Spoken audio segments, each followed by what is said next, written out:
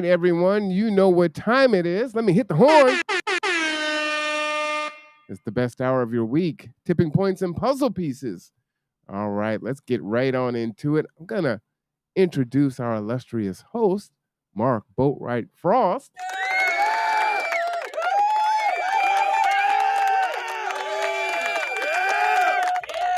Mark, how you doing today? I'm doing really well. Doing really well. If you'd asked me that yesterday, I'd have groaned and put my head on the table. We there are days like that, right? Yeah, as you know, we're about to launch our new website.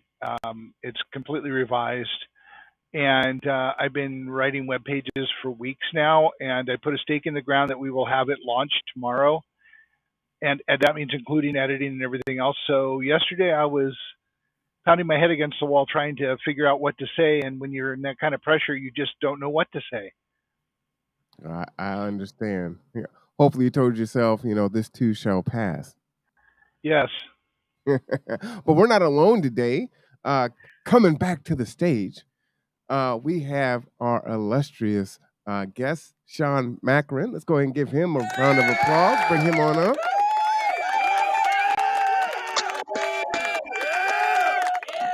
Sean, how are you? I'm doing great today. How are you two doing? Blessed and highly favored and ready for invigorating conversation. As you know, Absolutely. out there, I don't know what we're going to talk about today. Mark always springs it on me right during showtime. So, Mark, why don't you go ahead and So, jump on in? so first of all, there's a couple quotes that are in the YouTube if you want to read them. They're in the YouTube. They're in the YouTube that I set up for this week. Oh, in the description. Yeah, let me go ahead and Yes. pull those up there. All right. So They're from a great movie called Creator from with Peter O'Toole and Vincent Spano, Virginia Madsen.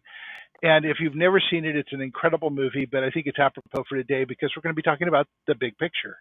all right. So Boris says, Harry, I'm still trying to find that big picture, but I keep missing it because I'm so in love with Barbara that nothing else matters.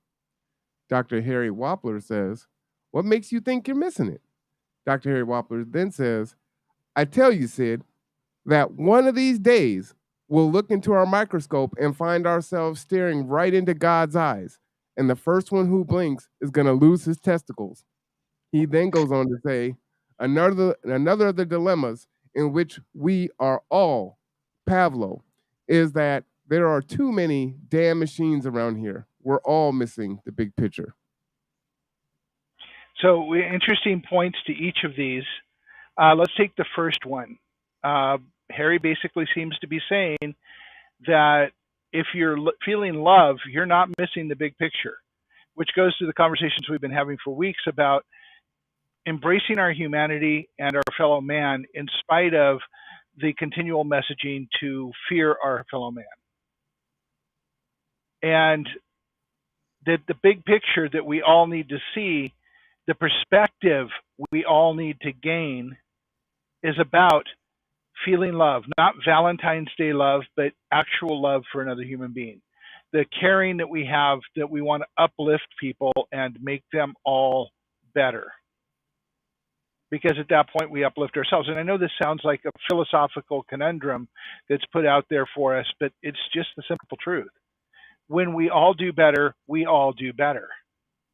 So it's up to us to lift it. So the big picture, as Harry Wolper says, is maybe we should spend some more time paying attention to our fellow man and not so much the machines around us.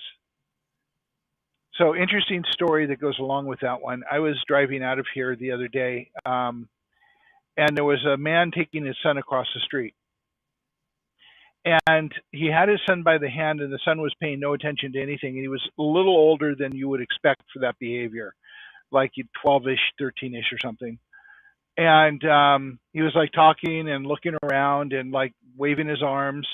And the dad was walking across the street with his hand, with the son's hand in his hand, and looking at his cell phone, never looked up once as he went across the street. And I started thinking, we really need to address our addiction to distractions. And I said this as I work on my computer. Um, and the machines, as you know, I've been working on the website, and every time I think I'm getting close to done, I add a whole nother section. And one of the things that I've come to the conclusion of is that if you gain perspective and you step back and you look at what's around us, conspiracy theories get blown out of the water because what you realize is it's all a process, it's all a system, it's all a machine. And there's no consciousness in control. It's process that's in control. And when you realize that, you realize there's no real conspiracy happening except for the people who originally set up the machines thousands of years ago, and we're caught in a trap of process that we need to get out of. So that's your challenges for today. Hit me with it. So, Sean, you want to talk about what that quick quote meant to you from that movie? Well, yeah, there's a lot there, right? For me, the big picture is a lot similar to what Mark is talking about. Understanding the systems at play in our society. And based on my experiences and my journey, the system that I see being the problem is the economic system that we live in, capitalism. And so, in that regard, I agree completely with the quote, like, take a step back and look at the system we're operating in, gain a working level understanding of it based on the concrete material conditions we're living in today, and make decisions based off that rather than just being in love with what we have, which right now is just commodities and the ever increasing drive to work and work more.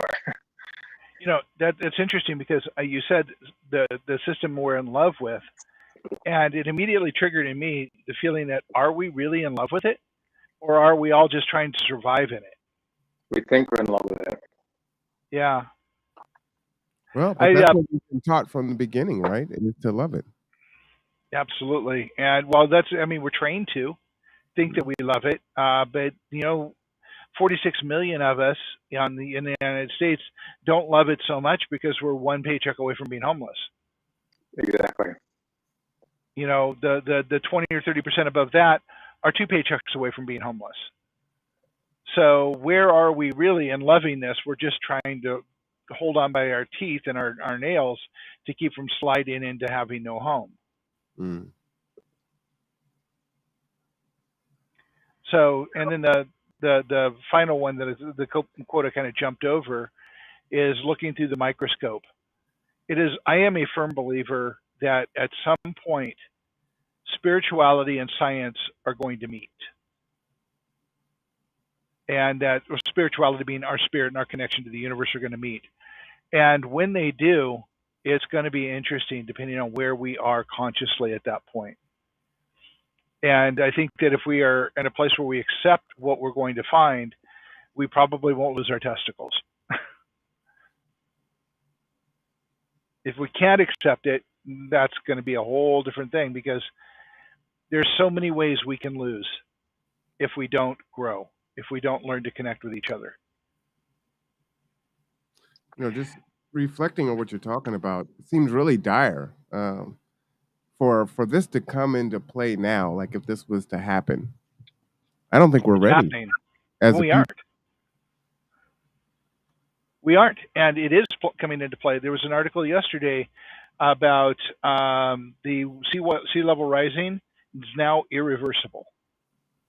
Yeah. At the minimum, it's going to raise 10 inches, which doesn't sound like much until you look at it at a global scale and realize the flow of the tides is 10 inches to 20 inches, and all of the ports on the west coast close. All the ports in the U.S. close. It doesn't take much. And you said it's irreversible at this point? It's irreversible at this point. The shelves in Greenland are melting at an exponential rate. Yeah, I'm seeing similar articles, similar studies where some of the effects from climate change are going to be permanent. Yep. So being ready means that we have to start addressing our needs to do this, which is why we have the power for all, the food for all, the water for all, the connection for all projects going on in Kitsap County, and we're building on those is because there's some things that are going to be irreversible. If we don't take steps to deal with it now, there's going to be a lot of hungry people, a lot of people without power. All right, we're already seeing that globally, right? In Yeah. other countries with this Ukraine and Russia conflict, where uh, people are going into their winter and they're already talking about how they're not going to have the energy. I watched an article this morning where their people are going out and chopping down trees and branches and putting them in a chipper to keep their homes warm. It's like, but you need the trees. It's a question that I had for you, Mark and Sean, is some people are saying, well, why don't we desalinate the water, right? You see in shortages in Arizona, Nevada, and California. But if you're saying that sea level is going to rise and this ice shelf is melting, if we start consuming that water, if we find, it may not be efficient, but ways to consume that water, then what happens?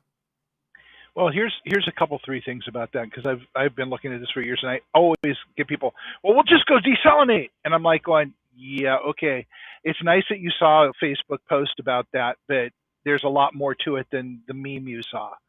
First of all, San Diego's put over $1 billion into desalination, and they still do not have a scalable system in their giant desalination plant because they're looking at it to take care of all of San Diego and that region, which is huge. On the other hand, Mexico's got lots of little small desalination plants, but they have no infrastructure to deliver it. So they have trucks driving all up and down the Baja Peninsula delivering water to people. The thing is, we don't think about these things in a scale. We have somebody selling something, people buying it, and then them trying to make it work, which is not the right way to approach things. Also, with desalination, you have brine. When you desalinate water, you have concentrated brine that we don't have at this moment any commercial or reusable solution for. So that means that they're pumping it back out into the sea, theoretically far enough out so it blends with other seawaters, but you're raising the saltwater level, which means you're affecting the sea life.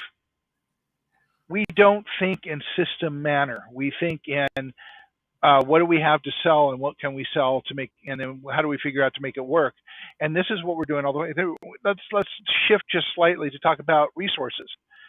Last week we talked about the fact that it's a pretty clear statement. Scientists are saying we're using 1.7 planets worth of resources right now. We're stealing from our future by using resources today. Why? To create ski boots, bottled water, ridiculous things that we could find other ways to do if we actually spent some time and invested some thought into it.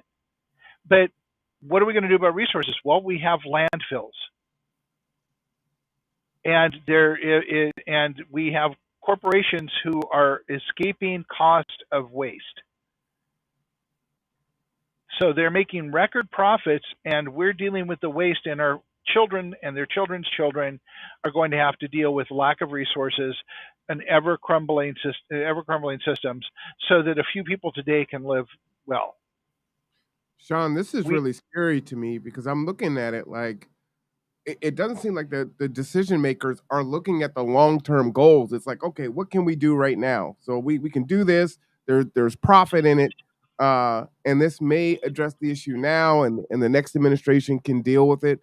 But these things seem like when you look further out, like everything else is just, it's exponentially building on we're going to do worse and worse and worse. What's your thoughts on that? Because that's how I'm definitely glass half empty today on this conversation. Well, it's incredibly scary if you start to borrow from our quote from today, start looking into the microscope. People are dying already because of these climate change issues. People are dying already because of our endless drive for profit over people. So yeah, I'm scared. And I've had moments I've been so scared I can't even get out of bed if you start thinking about it. So, but for me, it comes down to, can we do something?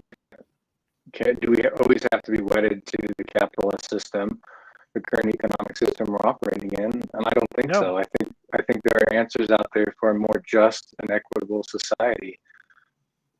So that's what gives me hope. We just have to start doing the work now. So, and actually, that's what the Kitsap Resiliency Project is all about, doing that work. And there are solutions out there. We have a model for a solution. As a matter of fact, I just wrote a section in the webpage called "Let's Call It Humanism, Not Socialism." Mm.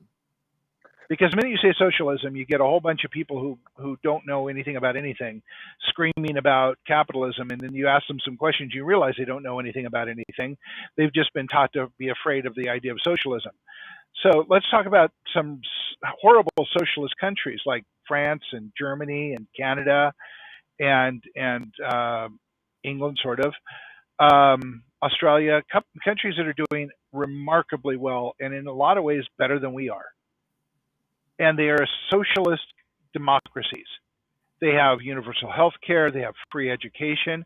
My daughter was thinking about going to the Netherlands to go to college because she could go to college there at a high-end university for free. Yeah. And study whatever she wanted to study. While people here are carrying mountains of debt to get mediocre education. And I know that a lot of people out there are college professors. What do you mean mediocre? I'd love to sit down and have a cup of coffee, and I will tell you exactly how good or bad our education system is and what it's based on, and let's have some fun with that. So only take me up on that if you want to be nauseous at the end. Well, it brings to mind, I was reading a piece by a scholar I enjoy very much, Adolf Reed, yesterday. Actually don't have it up to share. But one of his points was, if some scholars in the American scholarly profession were subject to some standards that standard trades were subjected to, a lot of them would be fired. You know, the level of American scholarship is going down rapidly fast, and it's not providing a lot of the answers we need to the problems we face. So, are you familiar with Sir Kenneth Robinson's TED Talks? No. Okay, Sir Kenneth Robinson is a very amusing British gentleman who became knighted because of his work in education. His very first TED Talk was about 20 minutes long, very fun to listen to, but he was very poignant in his humor about the fact that we have basically eliminated creativity from education. The very thing that we need to move forward, the very thing we need to innovate, the very way we need to design our way out of this situation is the thing we're taking out, we've been removing from our schools at an exponential rate. We teach to a test. We don't teach people skills. We don't even teach them things that in a way that is useful to them. So let me give you an idea about something I was thinking about the other day. What if a child goes into school and the very first thing he is taught before he's taught math is how math is applied in his day-to-day life? Just that one thing, that one simple thing. Give them a class, a pre-math class that teaches them how math is applied, how math is used, what use math is. And then when you teach math, teach it as applied math, not esoteric or theoretical math. How much more successful would people be about that than being thrown into classes and just taught to remember the multiplication tables without an application to it? Well, I tell you what, I love that. So that is what I do with my daughter pretty much on a daily basis. So I show her where math is in our lives in almost everything we do. And making a game out of it has helped to not have her be afraid of math, not to have that stigma of girls are not as good as math, as boys are.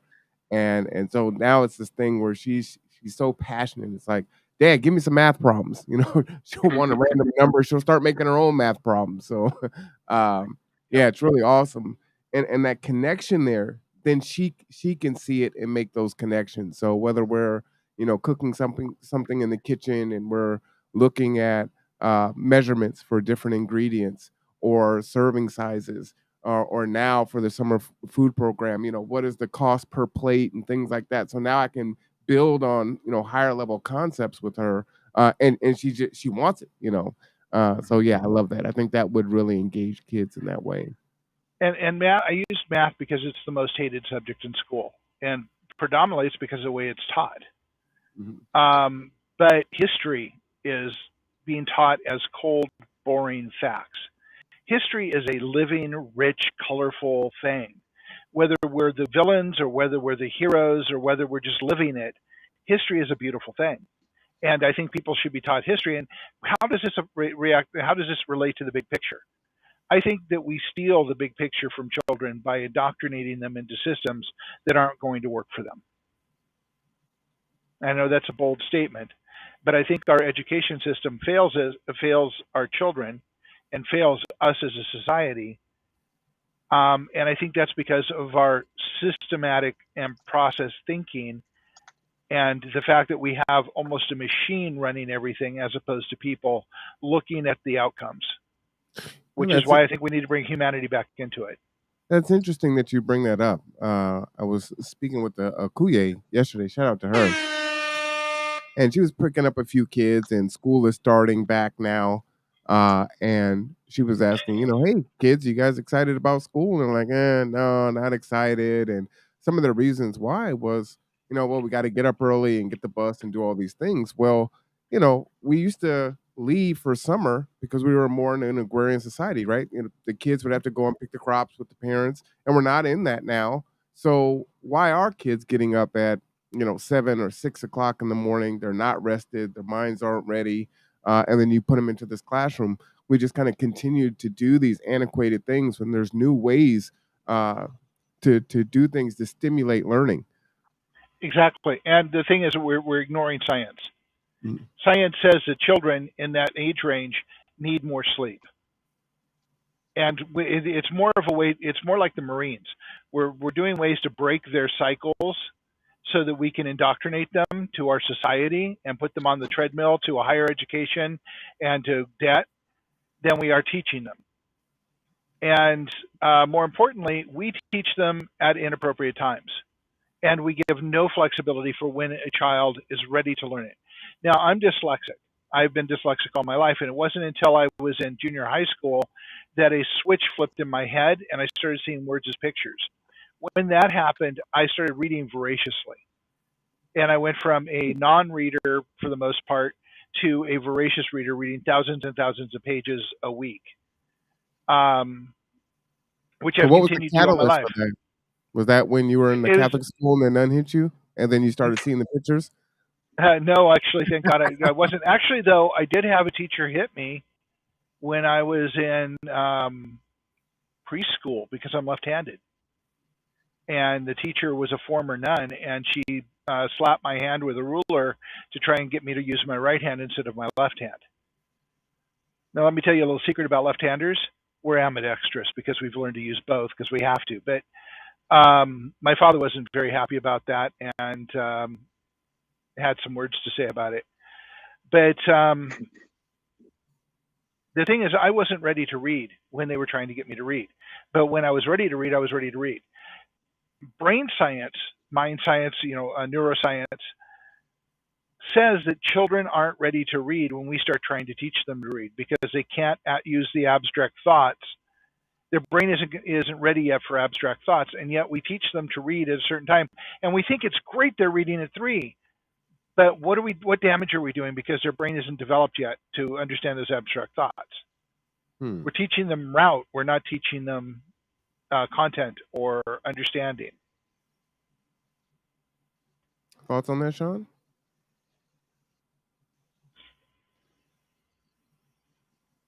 Yeah, I agree with, and I hate to beat a dead horse here, but we live in a system where it's expected. We've been living in a system where it's expected of us to go to work and work a lot.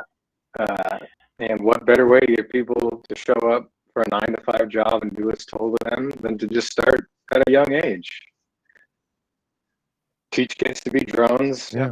at a very young age, and that's, I think get them ready for the workforce. I remember I had similar issues in school, but at a younger age, I was picking up reading slowly because of a auditory disability. But when the teachers in first, second grade I wasn't fitting in with the class, reading what they wanted to read or stacking the blocks the way they wanted them to be stacked. I was off drawing whatever the hell I wanted to draw on stacking the blocks whichever way I wanted to stack them, and I was getting in trouble and had no clue why. It was all very confusing. For years, I thought something was wrong with me, traumatic like that, and I think it's part of it is the drive to have a compliant workforce. Yeah, it is, and it was designed to do that back in the 1900s. And the original compulsory education was pushed by Astor and Carnegie and Fairchild and those folks. I want to address Joe's comment. Joe, let me read it first, Mark, for folks that are just listening. Joe says, "Sorry, Mark, but your broad stereotyping of teachers makes a lot of assumptions about how they teach. Those criticisms about math application and meaningful history lessons are old, and many educators have adapted their teaching styles to address those criticisms. Plenty of teachers have the skill to make both math and history meaningful and engaging." And thank you for that. I don't disagree. Yeah, and I don't disagree, Joe. It's the system. We're talking about the system of education as a whole. Teachers are the saving grace of the system.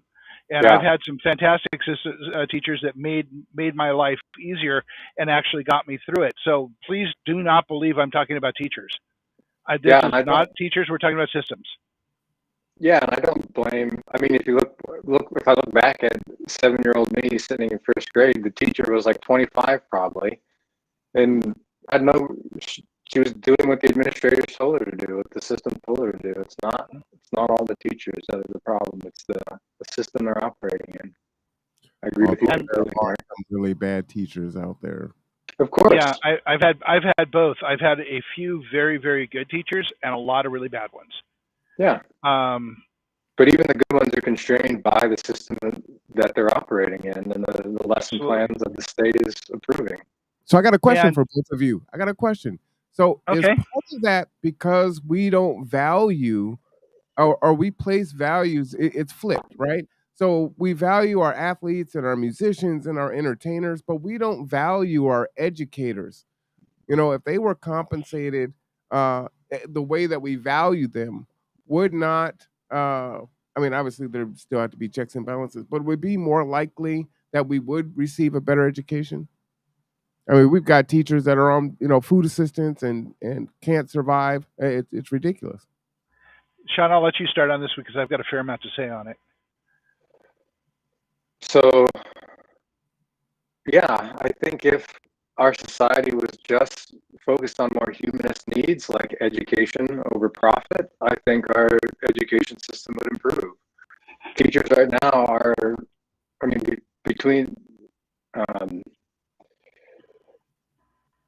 there's a whole range of issues affecting education, from federal government down to state government, down to individual localities. And one of the drives is to keep costs down. And one way to keep costs down is to pay your teachers less. So I think if we focused our society away from a profit motive and more towards education and meeting human needs, teachers would be paid more, education would change. The example I like to give is America produces more guns than any other country in history. We're the world's greatest weapons manufacturer. So, I mean, on some level, it's no surprise that we have the shootings that we have. It's easier for a student in some places to get a gun than it is to get help from a teacher. What do we expect then if teaching is falling by the wayside and gun violence is rising? So I definitely think if we prioritize people over profits, we would have a completely different education system. And I agree wholeheartedly with that. And in support of that, I want to say that, it's about the system that is in place to do this. And we teach to the test these days, and those tests are put together by corporations that don't have teachers writing them. The textbooks are put together by people who are not educators. And that's like the end of this long ride of creating workers and indoctrinating students. As I said again, teachers are the saving grace. Now, what happens in a system if we can create a system of education that actually teaches skills as well as knowledge, and teachers are revered and uplifted and more importantly, given the tools that they need to engage the students on a daily basis? What does that Yeah. vision look like? What about that big picture? Mm. Jeff in the chat says, let me go ahead and put that on there. There is no teacher shortage. There's a teacher pay shortage. Scary thing too is while there are these shortages, I think in Florida and some other places, some of the conversation is, well, let's have police or retired or folks, police that are no longer uh, active, be the teachers. And also with the talk of putting guns in the classroom, that seems really, really dangerous road to go down. Yeah, actually, Bo, the fifth column has a whole thing about the training that would be required that we would be asking teachers to do, and by the time you end of the video, you're just a little bit nauseous about the thought of it at all. But yeah, the pay shortage. So my older sister, trained to be a teacher because she wanted to improve the education system for her daughter, which I thought was admirable. And she made it 3 years before she realized that the system was not supporting it, and she could not, in fact, do anything that would enhance her daughter's ability to learn or enhance the education system. And she quit and went back to work in state government. Yeah, I mean, teachers aren't the only ones experiencing a pay shortage. You started it off rightly so, Mark, by pointing out how many people are in a precarious situation all across just about every sector in America. And yet record profits and record wealth are being recorded by a very few. We're rolling into the Gilded Age 2.0 right now.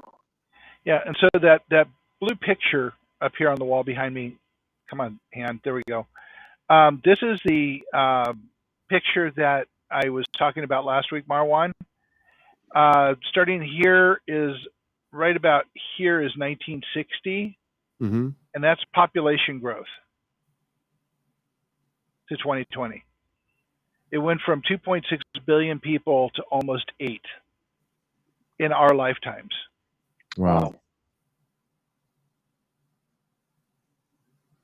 So when we think about the resources we have and the people starving, you realize that we have way more people than we've ever had.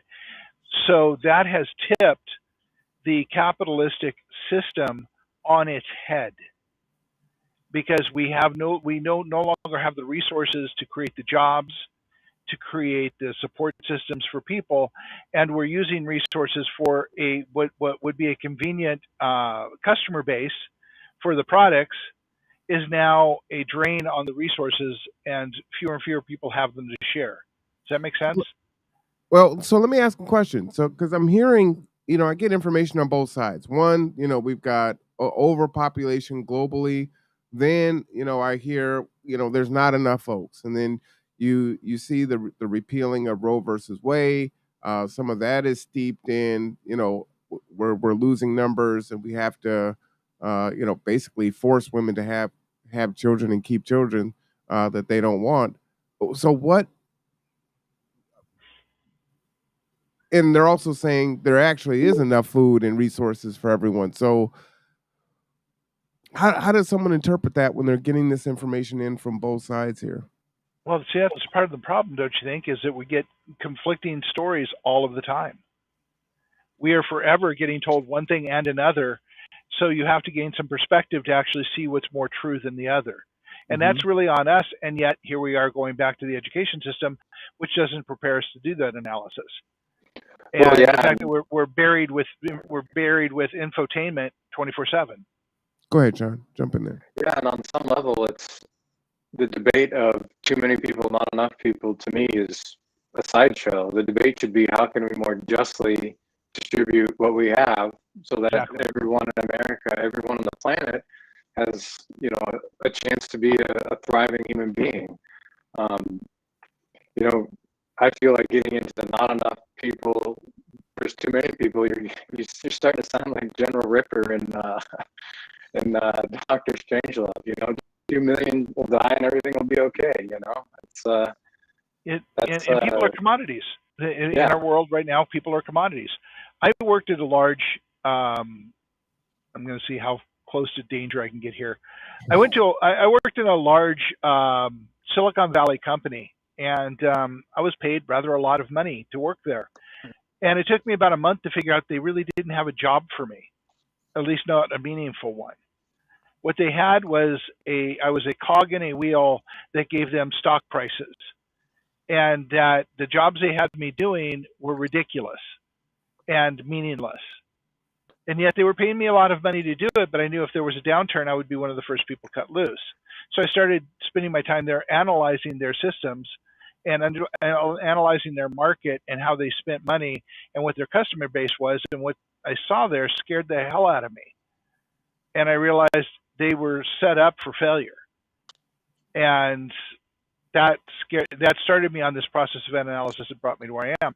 But the whole point of the puzzle piece analogy and the Kids Up Resiliency Project and the projects that we have and what you will see in the webpage that releases tomorrow is that there are solutions, that there are resources to use, but we have to change the way we do things. Early on in this conversation, I said corporations are not being held accountable for their waste.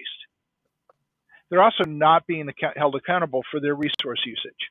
They get off scot-free, which is why they have record profits, because the waste is on us. The recycling is on us, and recycling isn't done. Let's just be honest about it. Composting really isn't done. There are people trying to do it and doing it well, but on such a small scale, it doesn't help. We have landfills and landfills and landfills that could be resources for new things, but we don't use them that way. And we have to change this model, and that's going to need a grassroots network of bringing people together and building capacity over time. And that's kind of what we teach in this. In the workshops, we teach everything from how we got here to developing a grassroots network to coming up with priorities for change and making a human world.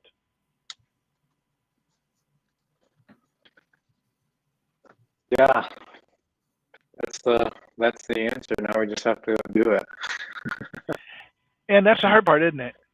It is. I mean, really, I just put together an infographic on a step-by-step process. I said, yeah, it's simple. See, here's a step-by-step process, but simple does not mean easy. So let me ask you this, Mark. You gave us a stat that we were using. What was it? 1.3 Earths worth of resources. 1.7. 1.7.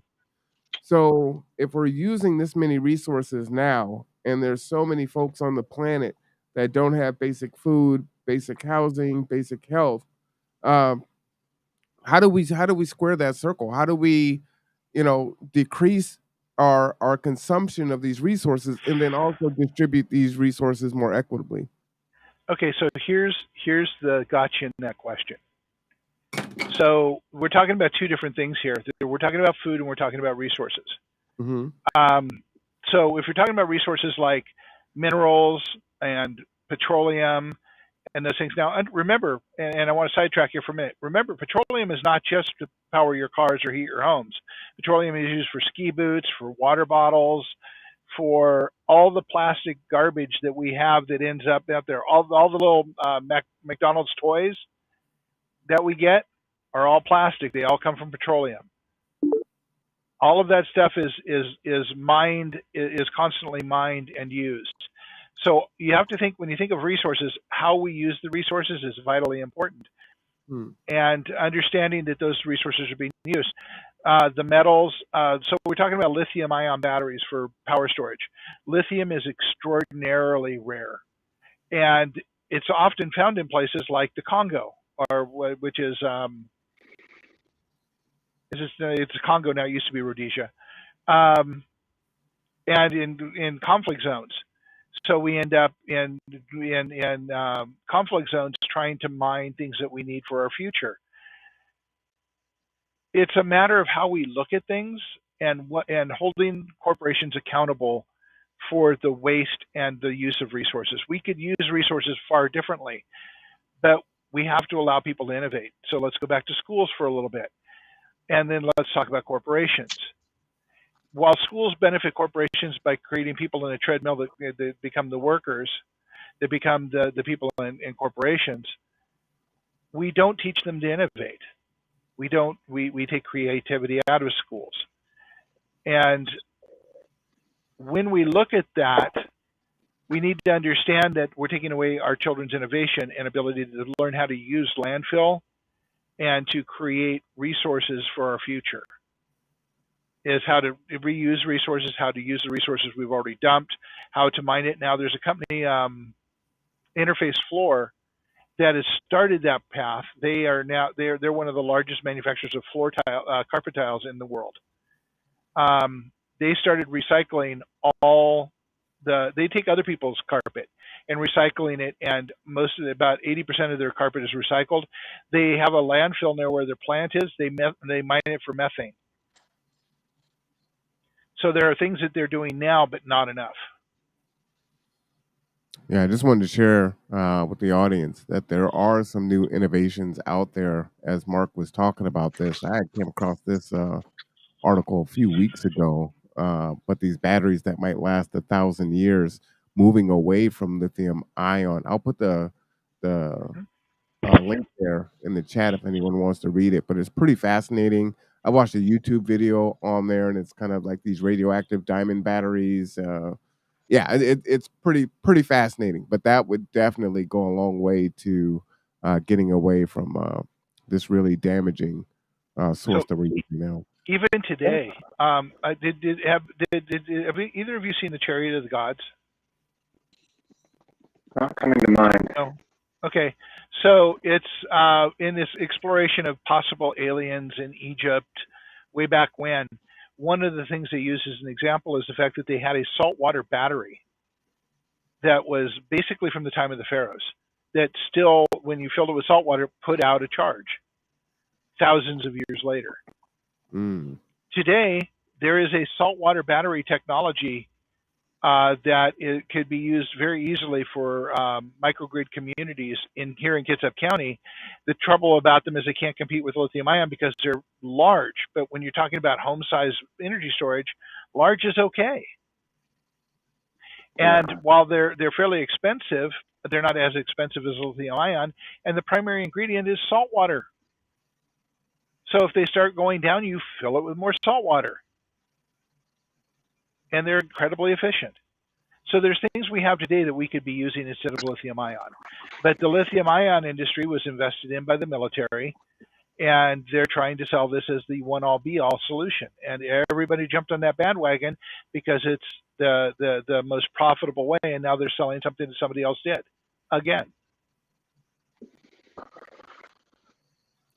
Go ahead there, jump in there, Sean. You look like you're getting ready to say something. Yeah. I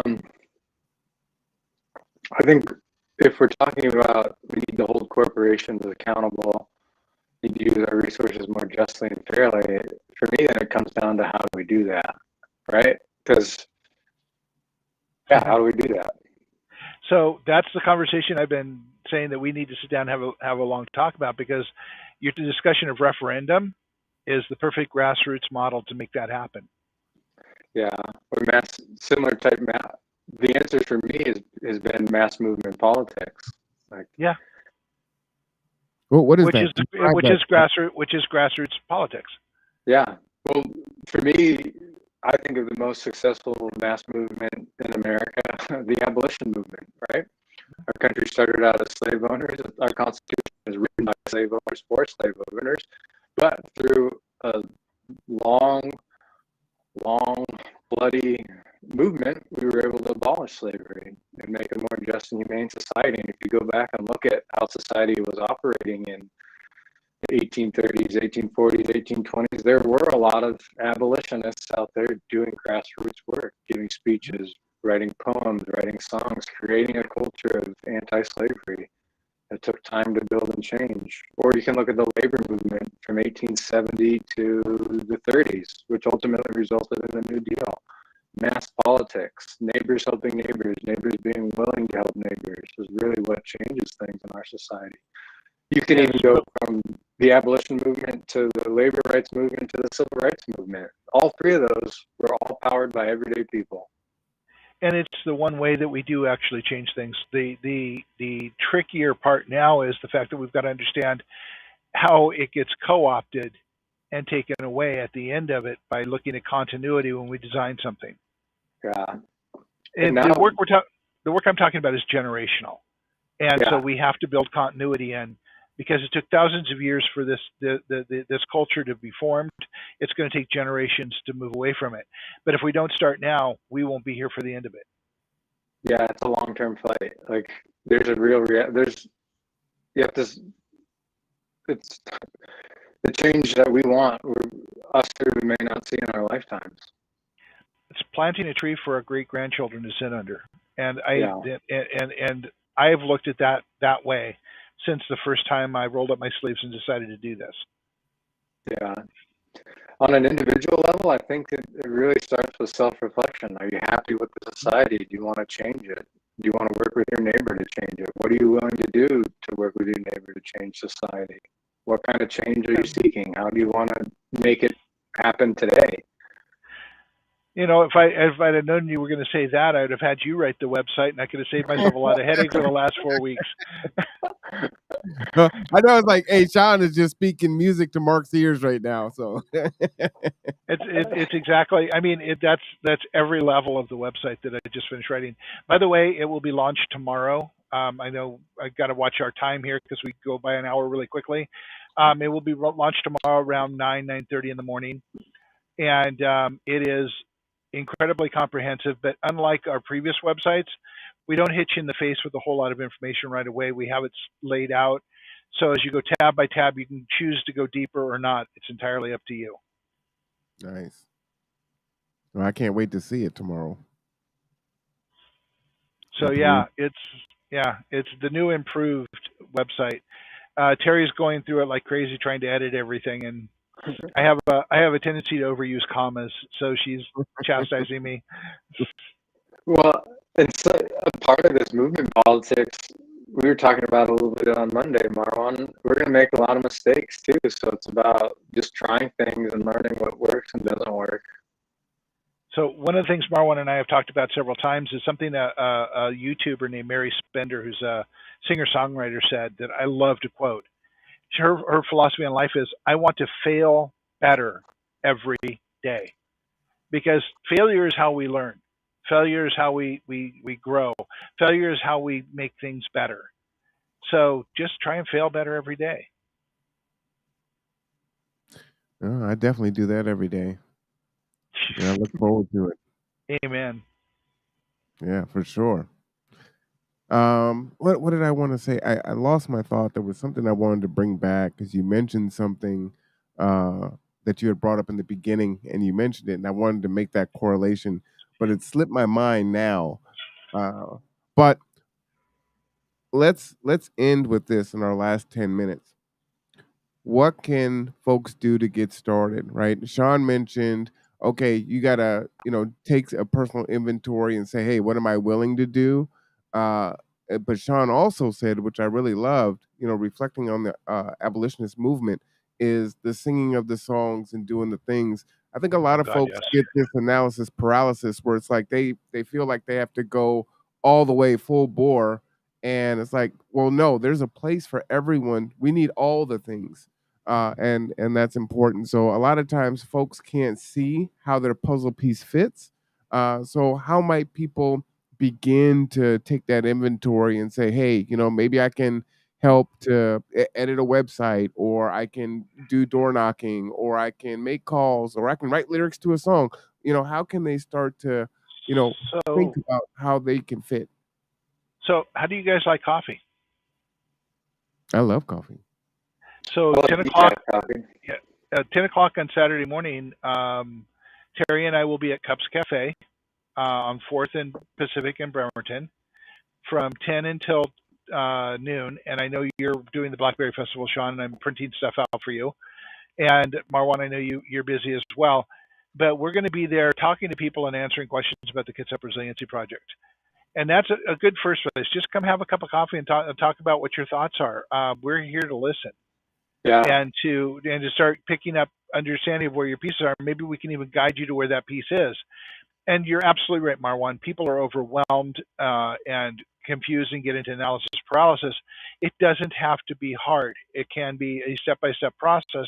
And part of what the Kitsap Resiliency project is a framework, a jigsaw puzzle edge that we can help you find where your piece lies.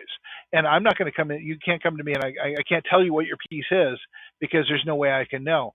But I can help guide you to a place where you can find it yourself and then we can work together. It's not painful, and it's all along the way is about making friends and breaking bread and having fun. Yeah. Because if that's not part of it, we aren't going to get anywhere. Yeah, I agree with that. And to add some color to it or some nuance to it, or I don't know, that sounds like critical review, Mark. But as long as on some level you're not harming people and you're going to different organizations, learning and trying new things, that's what it's about. I started out in the Democratic Party. I was such a good Democratic worker in San Francisco. There's a few pictures of me and Nancy Pelosi floating around. After a while, I didn't feel like the change I wanted was occurring. So I started looking for new organizations. And, I'm happy with the industrial workers of the world because they speak to me and my life experiences. But it took me like 15 years to find them.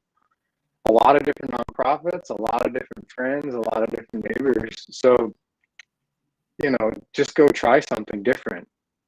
And if you don't like it, there's another way to do it, and there's another group doing stuff. And the time asks aren't that big. For Whole Washington, for example, if someone wants to volunteer for Whole Washington, our ask is like an hour a week, if that. Some tasks, all we need is 10 minutes of your time a week. And that 10 minutes could affect people and change their lives. So that's where Marwan is getting at. There's a place for everyone. Absolutely. And I would add to that also, Mark and Sean, that you may come in doing one thing and end up doing a whole bunch of different things. So don't feel like you're locked into, well, this is what I said I wanted to do. But now that I'm in here, I could do this and I'd love to do this. And I think my talents could be used here. So don't be afraid to articulate that and build it. Yeah, absolutely. And I guarantee you there will be people that will come in that will bring something to the table that we never thought of. Yeah. That makes so much sense.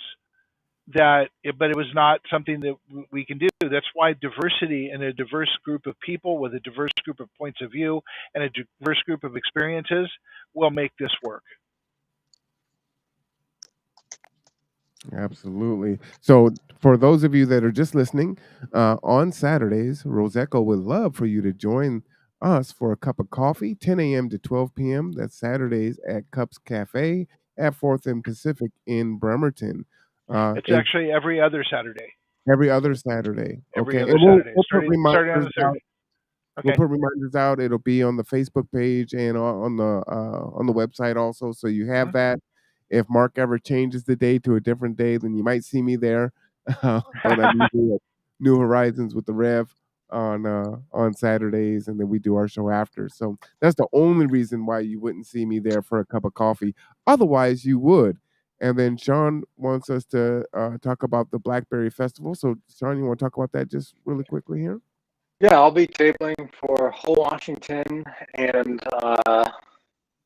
a lot of other community groups, including RESCO, the West Sound DSA, the Industrial Workers of the World, on Saturday, Sunday, and Monday from about 11 to 6 each day. So swing by and pick up some literature, talk to us, find out what's going on. Fellow worker Gordon said it once, not on our show, but he said it once, that it's really apt. In some cases, if you're just talking to someone about how you want change, you're already helping change society, right? Just talking about it is good. Getting your frustration out, getting your feelings out is a good thing. Talking about new ideas is a good thing. So shoot, I urge everyone to either come down to me, talk with me at our table, or go to Mark anytime, because that's where it really starts to happen. Yeah, and I will be swinging by Sean's table after 12 before we go to the Islander Festival for the afternoon. Gotcha. Oh yeah, shout out to the Tapais Well, Islander Festival is going to be a lot of fun. and that doing stuff Busy like Saturday. that is fun. Like coffee with your neighbors is fun. Swinging by a table to learn about some ballot initiatives to empower yourself is fun. I have fun doing this stuff, and I think more people. It is fun if you get into it and get to know your neighbors and work with them. Well, Yep. what I think is crucial about that, and we're working on some initiatives for some other demographics and groups, but oftentimes we get so caught up in doing the work and fighting systems and everything else, we just don't have that time just to fellowship and break bread and just get to know each other, laugh, and just exist. We're not trying to we take on the world's problems right this second, but we're just trying to get to know each other a little bit better and see each other in a more human way.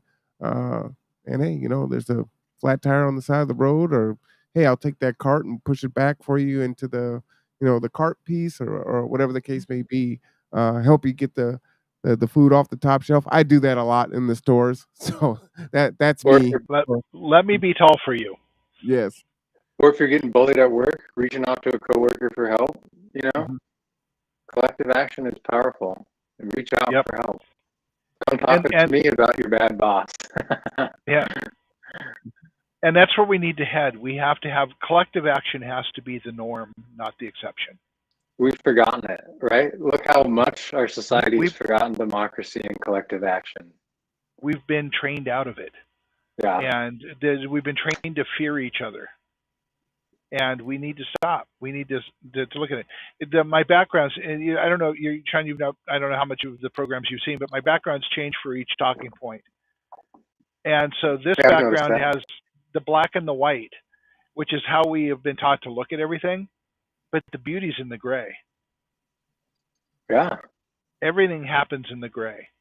And in some regards, black and white is just a construct created to divide us by white supremacists. So, Right. Everything is, and you're right. The construct is I use. I'd say you could have written the web pages for me, and I could enjoyed the last 4 weeks. But yeah, we talk about the construct. We have a cultural construct, and the biggest problem we have is trying to get people to understand what we mean by culture. And we are 1 minute away, so I'm not going to get into that. Well, the good thing about this is why it's your best hour of your week, because it leaves you wanting for more. And as you can see, we want to thank Sean for coming on. And it's open. You want to come and join us on the show? That would be fantastic. The participation matters, right? This is Sean bringing his puzzle piece, and you can see that it was definitely value added today. So, shout out to you, Sean. Yeah. Thank you. I learn a lot from both of you, and that's why I keep coming on. I'm here to commune with my neighbors. And let me just say one other thing too about Sean. What you've seen, if you've been watching this week, Sean came on for the IWW.